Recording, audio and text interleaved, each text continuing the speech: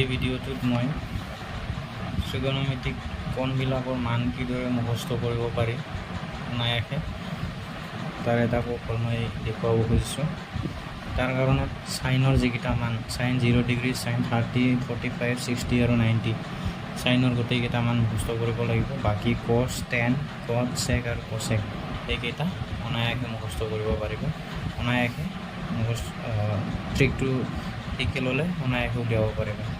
তো আমি প্ৰথমতে সাইনৰটো যদি আমি লিখোঁ sine 0 degree 0, sine 30 degree half, sine 45 1/√2, sine 60 √3/2 আৰু সাইন 90 হৈছে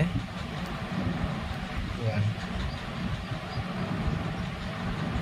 এতিয়া কছ 0 ডিগ্ৰীৰ মান কিমান আমি কেনেকৈ পাম? সাইনৰ যিবিলাক ত্ৰিকোণমিতিক কোণৰ মান আছে সেইখিনি আমি ওলোটাকৈ লিখি যাম, মানে 90ৰ পৰা আৰম্ভ কৰিম আৰু 0 শেষ কৰিম।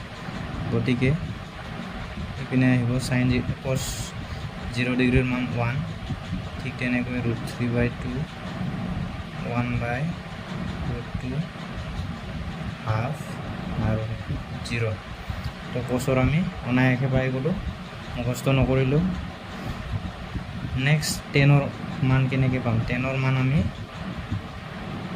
কচেৰে সাইনক আমি হৰণ কৰিব লাগিব। কচৰ মানেৰে সাইনৰ মানক যদি আমি হৰণ কৰোঁ, যিটো মান ওলাব সেইটো হ'ব 10। অৰ্থাৎ 1ৰে 0 হৰণ কৰিলে 0 হ'ব, √3/2ৰে হৰণ কৰিলে 1/√3 হ'ব। ঠিক তেনেকৈ 1 হ'ব, √3 হ'ব, 0ৰে 1 হৰণ নাযায়, গতিকে ইনফিনিটি। তো আমি 10ৰ গোটেইখিনি মান পাই গ'লোঁ। 10 0 ডিগ্ৰী 0, 10 30 1/√3, 10 45 1, 10 60 √3, 10 90 ডিগ্ৰী ইনফিনিটি। নেক্সট কটৰ মান আমি কেনেকৈ পাম? কটটো হৈছে 10ৰ বিপৰীত, সাইনটো হৈছে কচেকৰ বিপৰীত, তাৰপিছত কছটো হৈছে চেকৰ বিপৰীত আৰু টেনটো হৈছে কটৰ বিপৰীত। গতিকে কটৰ মান আমি কেনেকৈ পাম? 10ৰ বিপৰীত 0 আছে, 0ৰ ওলোটা ইনফিনিটি, 1/√3ৰ ওলোটা √3/1, 1টো তলত লিখিব নালাগে, 1ৰ বিপৰীত 1, তলতো 1 আছে তো 1, √3ৰ তলত 1 আছে তো ওলটি গ'লে 1/√3, ইনফিনিটিৰ বিপৰীত 0।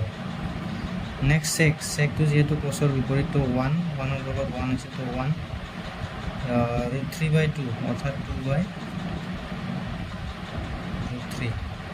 নেক্সট 1/√2, গতিকে 2। নেক্সট হাফ অৰ্থাৎ 2, 0 ইনফিনিটি।